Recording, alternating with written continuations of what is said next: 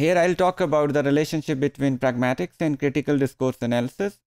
There was a time when pragmatics was considered to be a separate domain as compared to critical discourse analysis, and most of the analysts in critical discourse studies would consider pragmatics as irrelevant to critical linguistics and its research. But recently there has been a revitalization in the thought process and reconsideration about this, and people have considered some of the pragmatic concepts, for example, speech acts, presupposition, entailment, as useful in understanding the text from the perspective of language as well as from the perspective of power and ideology.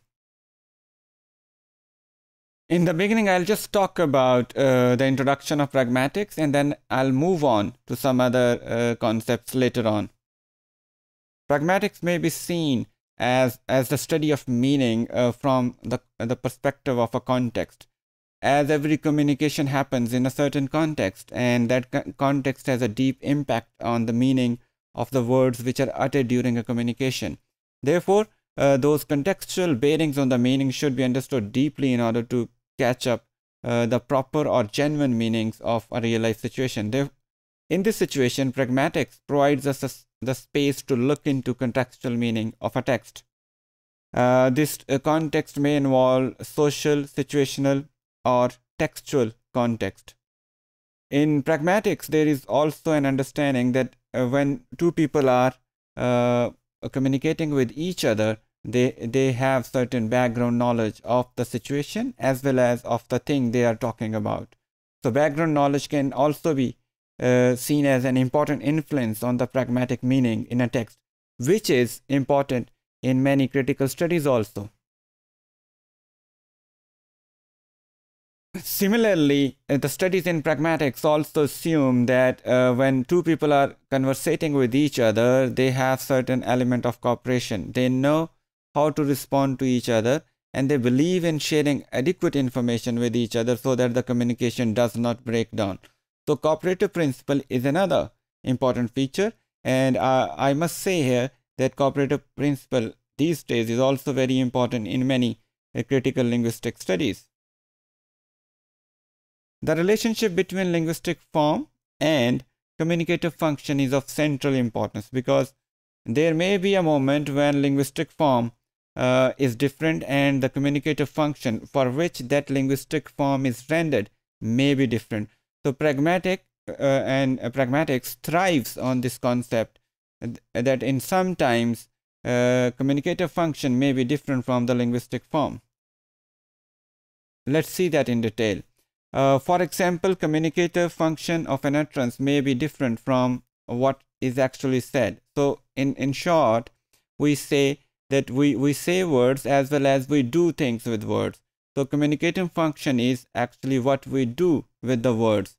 I give you an example. There is a simple statement, the bus was late. This situation can be said in so many situations. For example, this may be seen as a complaining. If you're talking to a driver or an agent to a transport agency, you might say that your bus was late. And in other situation, for example, you reach your office or your school or college late, and you render this statement as an explanation for you being late, and this can be seen as an apology also. In different situations, the same statement may have different meanings. Therefore, context has a serious impact on meaning. This is what pragmatics is concerned about. Alright, meaning is not something which is inherent with the words only, nor it is related with the speaker. Rather, it also need some elements of context to be complete. Meanings can be generated through words, can be generated through speakers, but it has to rely on contextual details also.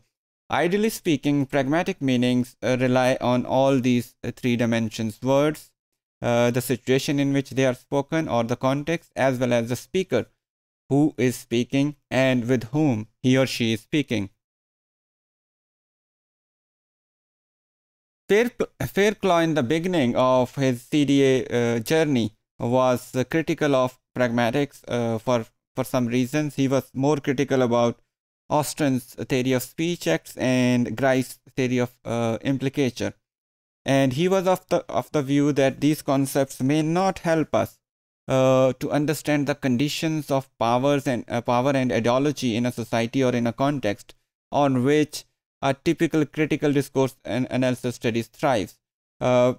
Pragmatic studies usually rely on an ideal situation of the world in which we assume then an ideal communication is occurring with people, and whatever is happening in the background as a real power or ideology context, we are oblivious of it. This is what Fairclough believes.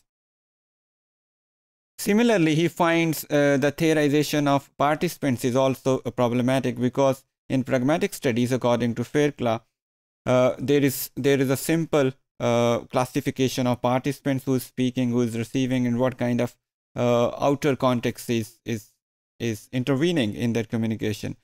Fairclough seriously believes that we need to involve individual identities and the social context from which those identities emerge of the participants should also be taken into consideration. Then pragmatics can be helpful despite this criticism, which are somehow genuine. But recently we can see that there has been a resurgence in pragmatic studies also, and all these concepts has got new vitalization based on various scientific studies in these fields. So pragmatics often appears to describe discourse as it might appear in a better world. This is what Fairclough criticized it about. And this can be seen into a kind of ideal world situation. But as I said a while ago, recently there has been a resurgence of interest into pragmatics, and which has made pragmatics quite useful for critical studies also. So basic concepts of presupposition, discourse, speech acts, and some other concepts have been revitalized by various extensive studies in the field of pragmatics. And this exactly has made these concepts quite useful for understanding even ideology and power in certain discourses.